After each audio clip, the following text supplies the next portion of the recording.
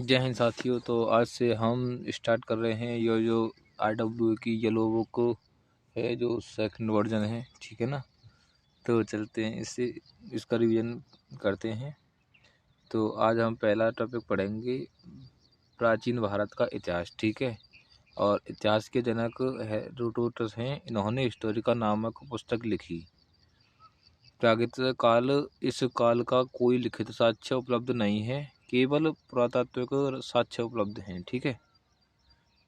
इस काल के को 3 भागों में विभाजित किया गया है। एक प्रापाषाण काल, एक मध्यपाषाण काल और तीसरा है नवपाषाण काल, ठीक है।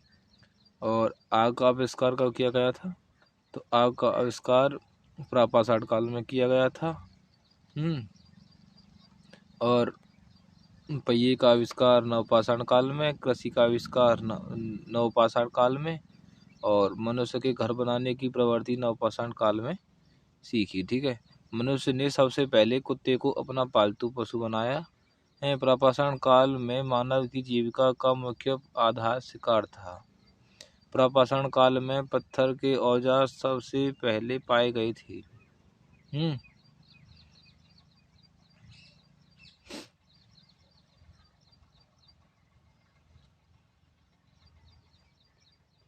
भीमबेटका प्रापाषाण काल का एक प्रसिद्ध स्थल मध्य प्रदेश में स्थित है। और उच्च प्रापाषाणकालीन हड्डी की बनी मातृ देवी की प्रतिमा बेलन घाटी उत्तर प्रदेश से प्राप्त हुई है। प्राचीन भारतीय इतिहास के नवपाषाण काल में मिट्टी के बर्तनों का पता लगाया गया था। मनुष्य ने सबसे पहले तांबा धातु का प्रयोग किया था, ठीक है। और मनुष्य द्वारा प्रयोग किया जाने वाला प्रथम औजार कुल्हाड़ी था। मनुष्य द्वारा बोई गई सबसे पहली फसल जौ या फिर यव थी, ठीक है। और प्राचीन सिक्कों को आहत सिक्के कहा जाता है। आहत सिक्के पंचमार्क सिक्के ईस्वी पूर्व 5वीं सदी के हैं। ठप्पा मारकर निर्मित किए जाने के कारण भारतीय भाषा में इन्हें आहत मुद्रा भी कहते हैं। और रोमिला थापर के अनुसार लोहे का प्रयोग 800 ईसा पूर्व में आरंभ हुआ था, ठीक है। अब आते हैं प्रमुख जो वेद हैं, ठीक है। वेद कितने हैं? 4 प्रमुख वेद, ठीक है।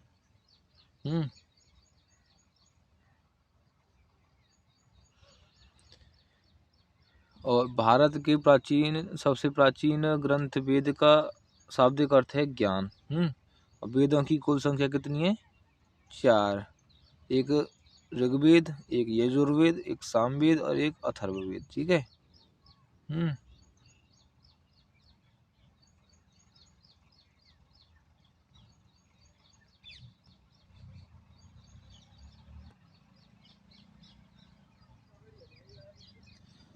ऋग्वेद यह सबसे प्राचीन वेद है।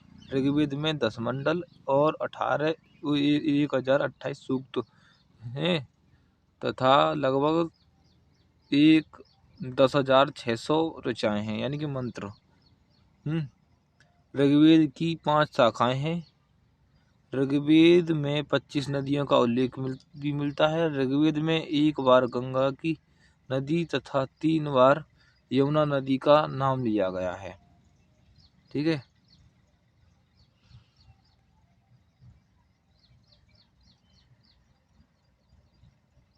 गायत्री मंत्र जिसकी रचना ऋषि विश्वामित्र ने की थी, उसका उल्लेख ऋग्वेद के 3रे मंडल में है। और ऋग्वेद के 7वें मंडल में राजा सुदास तथा 10 जनों के बीच युद्ध का वर्णन है।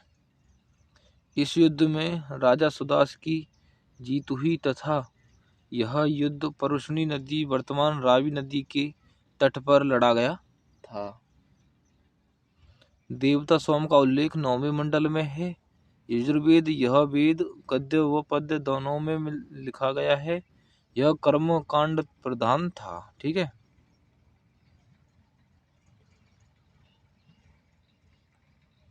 यजुर्वेद के 2 भाग हैं, एक कृष्ण यजुर्वेद और एक शुक्ल यजुर्वेद, ठीक है। और सामवेद, इस वेद में संगीत की जानकारी मिलती है। इसलिए इसे भारतीय संगीत का जनक भी कहते हैं। सामवेद का शाब्दिक अर्थ गान है। सामवेद में मुख्यतः सूर्य की स्तुति के मंत्र तथा कुल 1875 रचाएं हैं। ठीक है।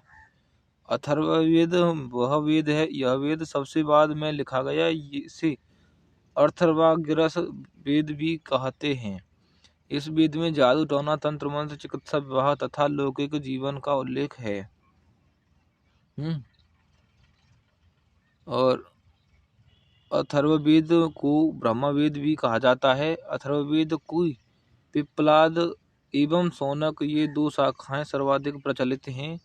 अथर्ववेद में ये बताया गया है कि सभा एवं समिति प्रजापति की 2 पुत्रियां थीं। ठीक है। वेदांग 6 वेदांग कुल संख्या 6 है। ठीक है ना। शिक्षा पहली है, ज्योतिष फिर व्याकरण, कल्प, निरुक्त, छंद। ठीक है। ऐसे ही 2-3 बार पढ़ेंगे। शिक्षा, ज्योतिष, व्याकरण, कल्प, निरुक्त और छंद है। और फिर ये क्रम संख्या, फिर प्रमुख वेद, ब्राह्मण ग्रंथ। ठीक है। ऋग्वेद में ऐतरेय व कौशितकी संख्यायन, यजुर्वेद शतपथ व तैत्तिरीय, सामवेद में पंचविश व षड्विश। ठीक है। अथर्ववेद में गौपथ। ठीक है ना।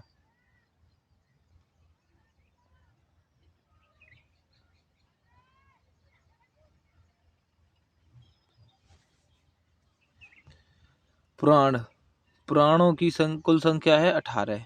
पुराणों के रचयिता लोमहर्ष व उनके पुत्र उग्रश्रवा हैं। पुराणों में सबसे प्राचीन एवं प्रामाणिक पुराण मत्स्य पुराण है। वर्तमान में उपलब्ध पुराण गुप्त काल के आसपास के हैं। विष्णु पुराण का संबंध मौर्य वंश के मत्स्य पुराण का संबंध सातवाहन वंश से तथा वायु पुराण का संबंध गुप्त वंश से है। ठीक है। अर्थशास्त्र पुस्तक के लेखक चाणक्य हैं। इसे विष्णुगुप्त तथा कौटिल्य के नाम से भी जाना जाता है। अर्थशास्त्र पुस्तक मूलतः राजनीति शास्त्र से संबंधित है। इसमें मौर्यकालीन इतिहास की जानकारी वर्णित है। राजतरंगिणी पुस्तक के लेखक कल्हण हैं। इसमें कश्मीर के राजाओं का इतिहास वर्णित है। अष्टाध्यायी पुस्तक के लेखक पाणिनि हैं। यह एक संस्कृत व्याकरण ग्रंथ है। सबसे प्राचीन स्मृति मनुस्मृति है। इसके लेखक मनु हैं।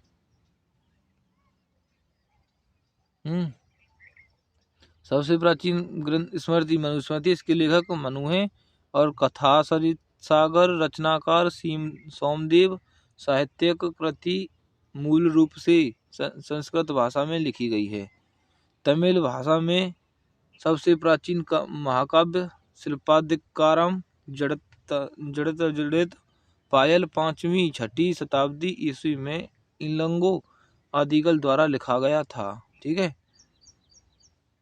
तो आज की वीडियो में हमारा पहला टॉपिक ये ख़त्म हुआ। ठीक है ना।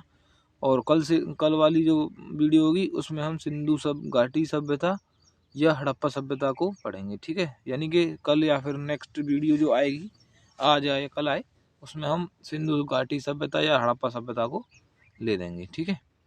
तो राम राम, जय श्री राम, जय हिंद।